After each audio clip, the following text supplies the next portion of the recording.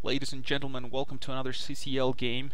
We're going to be backtracking a little bit to week number 1, which I just got the replays from my clanmate Spartacus. And we don't have the 4 battles, we only have 3 of his matchups. So we'll just upload these 3 battles. The first one we're going to look at is Britons versus Greece. And Spartacus is using Britons first, and Greece is commanded by Beowulf from the AoES clan. Of course, Spartacus from the HoS clan. So let's look at the armies first. We got, for Spartacus, we have 4 slingers, gold in the front, 6 chosen swordmen, gold, general right there in the middle, and then 4 head hurlers with gold attack. Then we have 2 barbarian warlord, no upgrades, 2 barbarian cav on the flanks, 1 on each flank, gold, and 2 British light chariots, this chariot archers with 3 upgrades, 1 on each flank. And then Beowulf with a very pike heavy army. We got 5 Spartans in the front, no upgrades. We got 4 archers, just regular archers, gold in the middle. Then we got 6 armored hoplites with 3 upgrades, most likely attack upgrades. And then we have 2 Rhodian slingers with 3 upgrades, and then all the way in the back we have 2 militia cav with only 3 upgrades, most likely attack upgrades. So definitely an interesting matchup. Greece, of course, has to rely on pikes, not only because they are outgunned in the cavalry department with all these chariots, but also because, as you probably know, pikes eat up chariots on contact. Like, they don't even have to fight. If you get the chariots close to the spears or in contact, as soon as they touch the spear, they just immediately die. So they're very effective, and that's why we see that Spartacus didn't bring that many chariots. There's a standard army for Britannia that it's a it's a skirmish army with 6 slingers and 6 head hurlers and a bunch of barbarian warlords, like 5 or 6 of them. That wouldn't have worked here. They would have just died against all these pikes. So instead of that, he brought infantry, which, it's not very common to see for Britannia, because chosen swordmen are outgunned by a lot of infantry. But in this case, since Greece has to spawn so many infantry units, they are not that well upgraded. We have no upgrades on the Spartans, and we only have 3 upgrades on the armor hoplites. So this chosen swordman could definitely do some damage.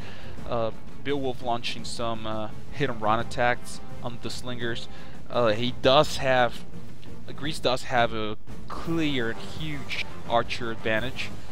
They have 6 archers to the 4 slingers, and then they have 2 Rhodian slingers to kill this British light chariots. The chariot archers and slingers are pretty damn good at that. They do a great job. And so Beowulf, seeing that he's got a missile superiority, he's not going to bother anymore with loose formation. He's just going to close in, and pretty good move, that one. His archers are a little bit clustered, a little bit too much. Spartacus definitely has a better formation, and he can do this. He can just spread out the archers because he has the cavalry advantage. He can protect the slingers, and that's what he's doing right here. Beowulf's still trying to kill some of the slingers, and Spartacus just defending the side with his warlord chariots. We got British light chariots shooting at the backs. Actually, they're shooting at the slingers and the archers. Spartacus here charging on the sides against the Rhodian slingers. He does have to kill the slingers. If he kills those slingers, then this chariot archers are going to be free to do more damage, because archers are not nearly as effective against them as slingers are.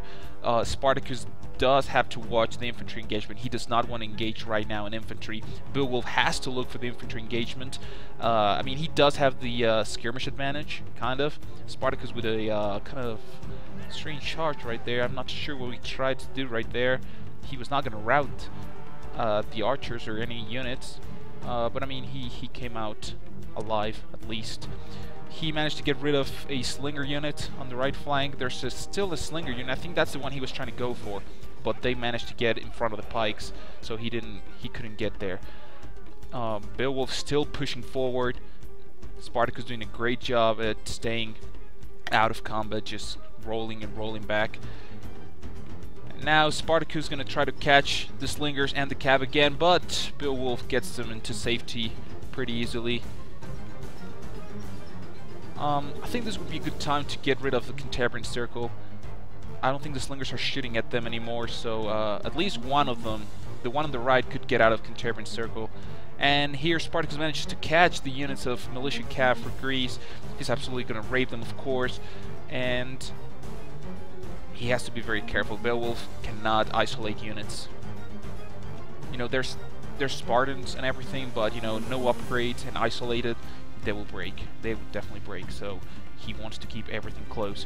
Spartacus still has a very good slinger count. He hasn't lost that many units, and he has done some pretty decent damage to Beowulf's missile units. So definitely Spartacus turning the tide on this battle.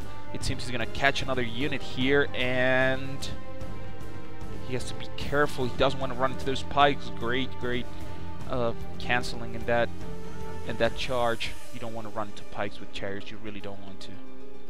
That's just a very ugly looking thing, how easily they die. So of course Spartacus saving the head hurlers for last. You do want to save this for last. You don't want to get them engaged. You don't want to waste any missiles, or heads for that matter. So doing a great job there. Beowulf keeps pushing and pushing. That's what he has to do. Just try to go for the infantry engagement, which is where his advantage lies. Sparta has to retreat, but at this time he has to start going around rather than back, because if he keeps going back, he's going to eventually come to the red line, and you know, this is probably the range at which you cannot get to the red line.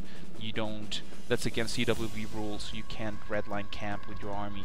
So that's exactly what Spartacus does. He starts going around rather than back, and that will open all this field area to keep retreating. He gets a unit of slingers caught up in there. It's routing, but it's definitely going to come back. Still got 16 units. It's not that broken, so it will definitely come back. The head hurlers coming into action. I think they're in range. Yep, there they are. They're using the heads on the Spartans. It's a difficult decision whether to use them on the Spartans, which are tougher but have no upgrades, or to use them on the armored hoplites, which are not as good as Spartans but do have upgrades. So I mean, I guess you should go for the Spartans, which are still tougher than armored hoplites. Finally, Spartacus decides to accept the infantry battle, or maybe just Beowulf caught him in the battle. I'm not sure if he used the war cry ability. I hope he did. And Beowulf just surrounding on the left flank. Spartacus has to bring everything he has now. He needs to help his infantry because they're not going to last too long. He's just holding there. Here comes the chariot. He manages to rout a Spartan, and these chariots should do a pretty good damage.